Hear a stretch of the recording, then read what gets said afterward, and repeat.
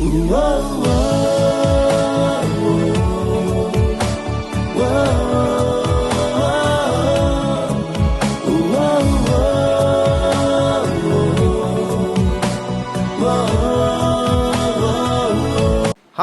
Hello, ನಮಸ್ತೆ. ಎಲ್ಲರೂ ಹೇಗಿದ್ದೀರಾ?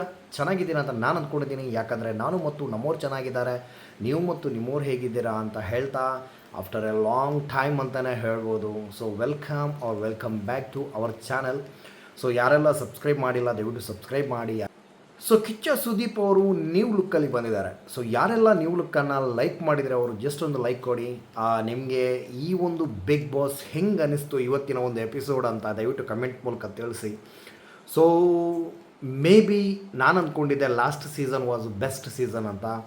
ಇವತ್ತಿನ ಓಪನಿಂಗ್ ಸೆರೆಮನಿ ನೋಡಿದಾಗ ಮೇ ಬಿ ಅನಿಸುತ್ತೆ ಈ ಸೀಸನ್ 100% ಬೆಸ್ಟ್ ಆಗುತ್ತೆ ಅಂತ.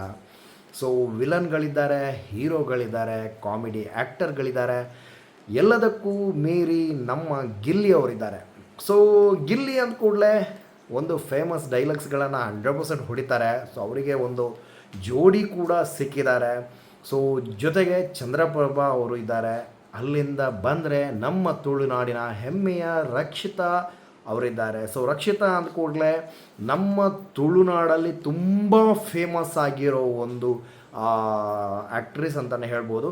ಅವರ ಯೂಟ್ಯೂಬನ್ನು ನೋಡಿದವರಿಗೆ 100% ಗೊತ್ತಿರುತ್ತೆ ಅವರು ಎಂತಹ ಒಂದು ಆ್ಯಕ್ಟರ್ ಅಂತ ಹೇಳಿಬಿಟ್ಟು. ಸೊ ಈ ಸರಿಯ ಬಿಗ್ ಬಾಸ್ ನನ್ನ ಲೆಕ್ಕದಲ್ಲಿ 100% ಟಾಪಲ್ಲಿರುತ್ತೆ.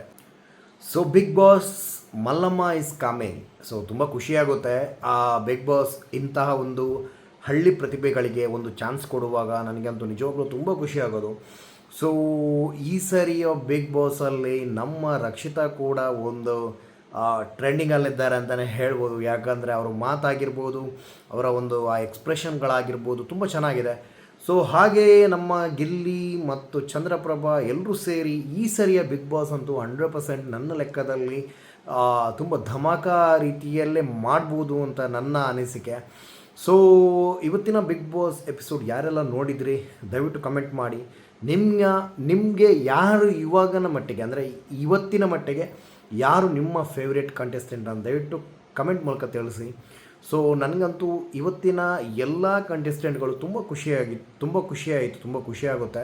ಸೊ ನೋಡೋಣ ನಾಳೆಯ ಸ್ಟಾರ್ಟಿಂಗ್ ಎಪಿಸೋಡಿಂದ ಹೆಂಗಿರುತ್ತೆ, ಏನೆಲ್ಲ ಆಗುತ್ತೆ ಅಂತ. ಸೊ ಹೀಗೆ ಬಿಗ್ ಬಾಸನ್ನು ನಾನು ರಿವ್ಯೂ ಮಾಡ್ತಾ ಇರ್ತೇನೆ ಅಂತ ಹೇಳ್ತಾ, ಸೊ ಟೇಕ್ ಕೇರ್, ಬಾಯ್.